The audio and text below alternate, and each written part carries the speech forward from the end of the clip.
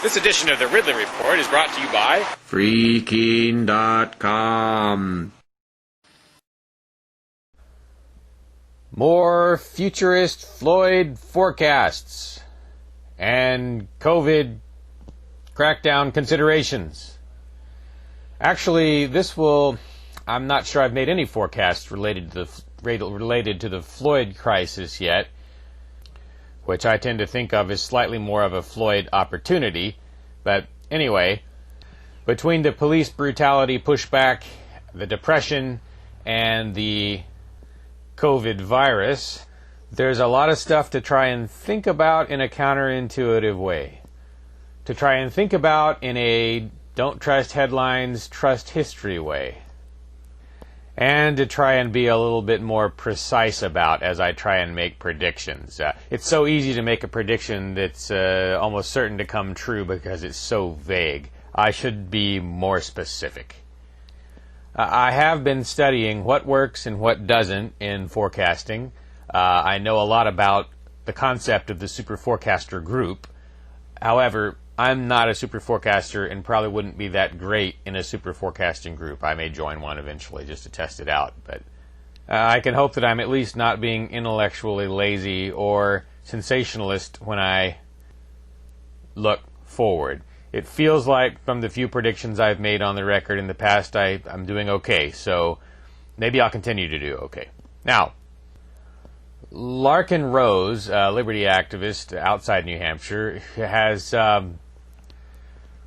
put out a request for people to speak their predictions into a microphone and put them on YouTube. He's put his up, and so far they seem to be coming true, the ones he would have made in roughly April.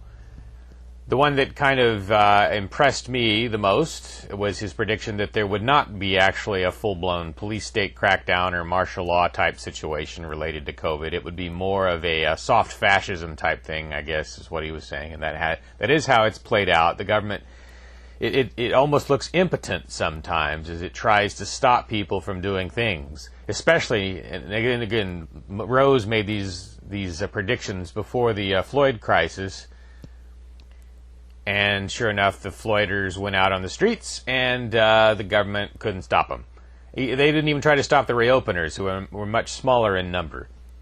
They were even nice to the reopeners. And, of course, in most cases, I think they've probably been nice to the Black Lives Matter protesters. They certainly were here in Winchester at the protest I attended a couple weeks ago, or 1 week ago.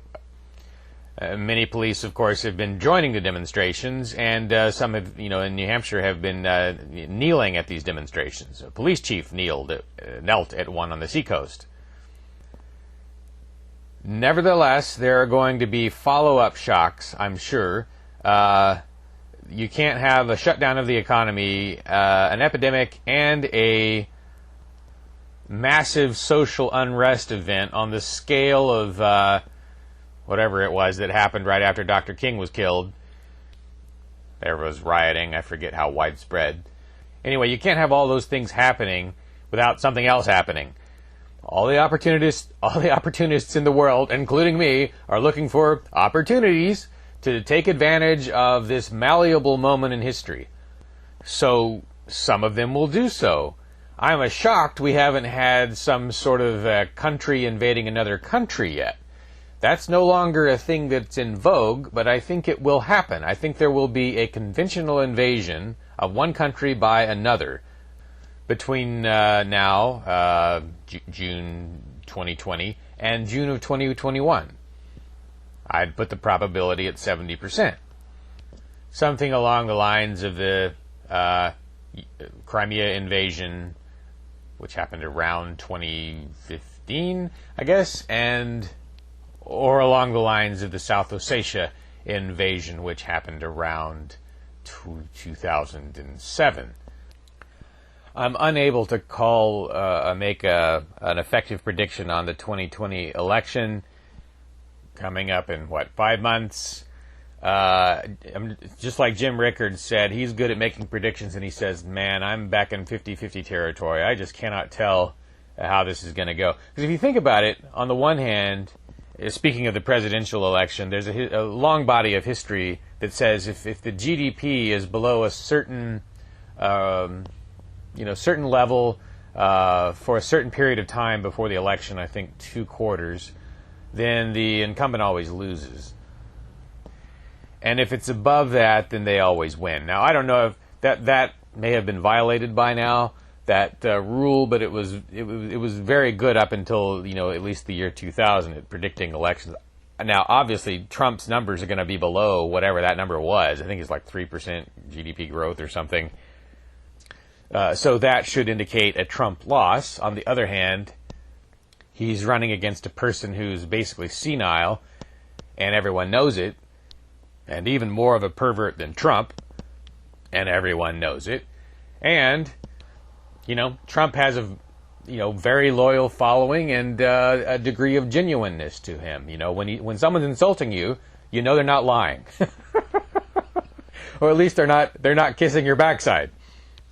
Now, I was starting to predict. I had written down. I had planned to predict in April that there would be a period of quieting down over the summer, driven by COVID's remission and a reduction of medical emergencies, driving authoritarian freakout. So it's probably good I didn't get around to predicting that, because it sort of isn't how it's playing out. It seems like it's all playing out much faster and earlier. So you had things calming down for just a very brief period of time and spiking back up before we even got to summer, let alone fall.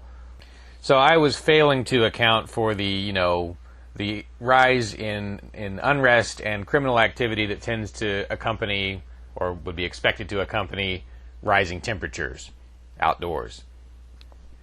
Those rising temperatures may have played a role in dropping the COVID down a little bit, but once you saw massive, massive protests, of course there was going to be a spike. I'm surprised there wasn't a spike. Well, I'm not surprised, but I was definitely looking to see if there would be a spike after the reopened protests. Those were substantial, and these do not appear to have resulted in a spike. You would have seen a spike around May, or horror stories in the mainstream press about people getting COVID at reopen rallies. But there apparently wasn't much of a spike. And apparently the governor of New Hampshire admitted as much.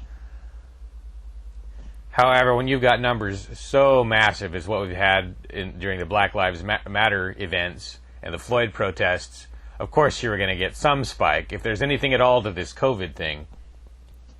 And if that spike turns out to be relatively small, then there's great hope. And of course, I guess by now it's been over 2 weeks since the really big protests began, and we're hearing reports of spikes. But of course, we were going to hear that. You would have expected that we would have heard something just absolutely scandalous and scary by now about all these people getting together in terms of COVID transmission. I'm glad the numbers have not spiked more than they have. Anyway, I still expect that there will be a rise in tensions around November, especially if Trump is reelected. If you see him reelected, I think we'd get a level of unrest over the following 2 weeks that would exceed 50 deaths. No, not 50. I'm going to trust history here. The 2 weeks of Floyd protests didn't seem to result in such a high number. Usually what happens before is what will happen again. So I'm going to say it exceeds 25 deaths. All right. So what we have to be hoping for over the next, maybe the next year, is that we never get our Sarajevo Holiday Inn moment, or we never get our Sarajevo wedding party moment. Those were the two incidents that started the Bosnian War, depending on which side you talk to. The wedding party incident happened first. It was a massacre of Serbians who were trying to have a wedding by some Muslim extremists operating probably on their own without government sanction. And the The Holiday Inn moment was a sniper event on the rooftop of or at least the higher levels of the Sarajevo Holiday Inn, where the bodyguards of the Serbian leader opened fire on a crowd of demonstrators. He claimed that they were something beyond demonstrators, like they were kind of gonna come up and hurt him. Anyway, that event was much more government sanctioned, and I think international observers generally consider that day to be the start of the Bosnian War. But anyway, we've never had a moment like that in the United States, unless you count the murder of Mr. Floyd. That, looking back at it over 3 weeks later, has not resulted in a war and has not resulted in a large number of deaths. Over the long haul, it has great promise for preventing deaths, because police are going to become more cautious, and police killings are a significant part of the United States death rate every year. 1,000 per year, as opposed to the 4 per year that German police kill, and the 4 per year roughly that English police kill, British police. Just dropping that number to a point where it's 100 times as high as the German number would save 600 American lives per year, roughly. Or lives of people who are in America. Anyway, if you get that sort of Bloody Sunday moment where some cops start getting scared, or a Boston Massacre type moment where they get scared and they open fire and they kill 15 people, in one go, in one protest or something like that, along the lines of Kent State, except probably it would need to be about 3 times worse, then you've got your Sarajevo Holiday Inn moment, and at least some sort of localized civil war in the United States is, I would say, 60% probability at that point. Looking forward past that point, should it occur, the thing to keep in mind, I wish I didn't have to say this, I think I may have said it before, is that the places that will tend to do the best would be rich and monoethnic, and removed from closeness to big cities. So, for instance, Bedford, New Hampshire would probably do okay because it's rich and monoethnic, but it would do badly in the sense that it's close to Manchester. On the other hand, Manchester is not that big of a city, so not that big of a deal. Here in Winchester, we'd probably do just as well as Bedford, even though we don't meet all the criteria either. We are monoethnic, but we are poor, and, well, I guess we're far from any population center, so that's the thing we've got going for us. So we do just about as well as Bedford, probably. However, being rural was not a big advantage during the Bosnian War, especially if the town was divided on political lines, which happened to be the same as ethnic lines in Bosnia. It's probably not fair that I'm comparing this situation to the Bosnian situation, because I just happen to know that situation well, and I don't understand the Soviet situation near as well, because I wasn't there. Obviously, we would want to be looking at the Soviet Union as our model. I mean, the breakup of the Soviet Union should be our model, or better yet, the breakup of Czechoslovakia as an even better model. We don't want to be looking at former Yugoslavia as a model. What we got in the former Soviet Union was about the best we could expect. But if we're really hopeful, we can hope for something like Czechoslovakia. Anyway, of course you could have a civil war that isn't really related to secession. So I don't know. Maybe when I think breakup, maybe I'm thinking too far ahead. So far, the Floyd COVID depression crisis has not really played out in a manner that would play to the advantage of secessionists like me. It's pretty difficult with Trump in the saddle to point to the federal government and say, oh my God, the federal government has just been tromping all over the states in a manner that we would not have expected, and we get away from this problem by ejecting from the central government. No, actually, that's one of the things that has gone right, is that despite the fact that everything they do is an overstep, the federal government actually has done less than one would have expected, and most of the fascism in the United States is coming at the state level, which at least gives you the option to flee without changing your passport or getting permission. currently. Wait until later when they start asking permission, or demanding permission, demanding that you get it in order to switch from state to state. And that is another prediction I guess I should make just off the top of my head. I would say you will see, I guess I'd put a 70% probability that that a U.S. state will place legal or edict restrictions on at least moving your business out of the state, and that this would happen sometime between now and June of 2021. There are already some tax consequences to leaving certain states, so this would have to be something, either new tax consequences or some new sanction on leaving. Yeah, I may not remember to follow up on all my predictions, so you guys should hold me to task in the comment section below. One of the things that makes a pundit annoying is when they say, this will happen, I was right, that will happen, I'm always right. that sort of thing. It gets kind of annoying when people say, this is the way it is. It starts to sound like a religion. But as I think either Phil Tetlock or one of his people used to say, even death and taxes are not 100% certain. By the way, speaking of Sarajevo Holiday Inn moments, there is another moment we have to be on guard against, and that is the Sarajevo Archduke moment. We never know what type of little event could trigger these hostile superpowers to go at it. Would it be an American official accidentally getting shot in the throat in Hong Kong during a protest? Would it be some calculated minor provocation in the South China Sea by the Chinese? Would it be a Gulf of Tonkin type false flag by the United States government to try and get its people united again while they're divided?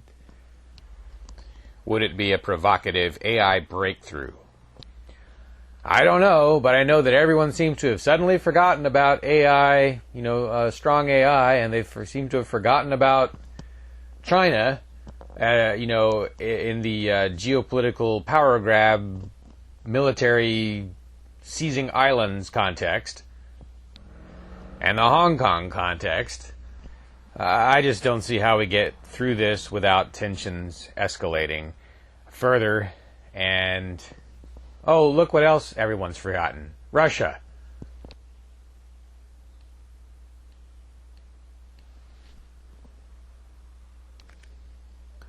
By the way, did you notice that the governor of New Hampshire, the least unfree state in the Union, unilaterally banned the use of hydroxychloroquine in COVID treatment? Yes, one of those stroke of the pen type things. No need to go through any legislative process or review or checks or balances. Look for more of that. Look for government helping COVID. I should make the prediction more precise, but I'm not really sure how. What I can say is that, if you look back again historically, there was this point in time, in the 1950s era, 60s era, where you can see U.S. Chamber of Commerce videos, films, where they praise themselves for destroying historical buildings. They're just so excited to get those things destroyed so that they can build multi-level parking lots, or socialist realism, government gray cinder block structures. And now, of course, the shoe's on the other foot, where everybody thinks they were idiots to do that, and there's all these historical restrictions. You can't tear this down, you can't tear that down. Now you can't build anything, it seems like. Or it was once a popular thing to practically wipe out entire races in the United States. Now everyone seems like actively ashamed of it. It used to be required that you were a racist, basically, and now it's required that you not be one. Americans despise the way they behaved in the 1920s during the Red Scare, and again in the 1950s during the Second Red Scare. They probably despise it too much. They look back, with ridicule on many of the ways that people reacted to the Spanish flu. In this case, they generally ridicule it for people being too incautious, and I think rightly so. But look for history, 20, 30 years down the road to watch us and look at us and make fun of the way we handled COVID. Not we, our rulers. It will be considered laughable or disgraceful or evil. I can't say exactly which parts of the reaction will get that kind of response from history. I do think some things that have gone right will be ridiculed as well. But probably most likely outcome would be that it's looked back a little bit like the Red Scare. They think of it as the COVID scare. Our grandchildren will probably think of it as an overreaction that led to many unnecessary follow-up deaths. Perhaps through war, perhaps through economic dislocation. Anyway, look for something along the lines of a repeat of the way people look back at the McCarthy era, or the way they look back at the genocide of natives. I say 70% chance we get that for an outcome. But as an alternative, it is possible we'd see something more like, if you see the way that people look back at the Great Depression, they see it all in a sort of opposite. They see it opposite to what it was. They look at the Great Depression as some sort of triumph of government, that they eventually got the country out of it, allegedly. So it's conceivable, I think less likely, that the future would look back at the COVID crisis in a pro-government way, misinterpreting the actual results and making it look like the government successfully got us out. Which actually, technically that may be true. The government may have gotten us out of the COVID crisis by creating a much bigger crisis, which again, that has a lot of historical precedent. The government got us out of the World War I crisis by creating Hitler, basically. It wasn't done intentionally, but if they had not intervened in World War I, we would have gotten no Hitler. No one like Hitler, according to Churchill. The most pro-American foreign leader on the face of the earth at the time. And the defeat of Hitler in 1945 results in Stalin in Berlin, and a nuclear arms race that almost destroys the world. Anyway, I'd say probably about a 30% chance you see that sort of Great Depression mistake, where history looks back, at least for the first 100 years, mainstream history misinterprets the outcome and the results. The government did not get Americans out of the Great Depression. The government created the Great Depression, then deepened it, with orders from the Allies finally covering it up as the war started. Military material orders. All right. More predictions to follow where these came from. And I have collected a list of a fairly long list of things that have gone right during the crisis. For the moment, I'm all talked out. But I hope these predictions are sufficiently concise and precise and later refutable or verifiable that they constitute something other than vague intellectual cowardice. Ridley out. Egypt people is very nice, and if the Egypt people take my advice, they will strike down the one-party state they fear. But that had better not happen here, 'cause we know that everything would fall apart if the city of Keene, New Hampshire starts to listen to the malcontents at freaking and sort of kind of cut spending, 'cause the government needs some expensive things like the wasteful 34 West building and the boondoggle jail where we put hat wearers and other people who could be considered swearers. Freaking.com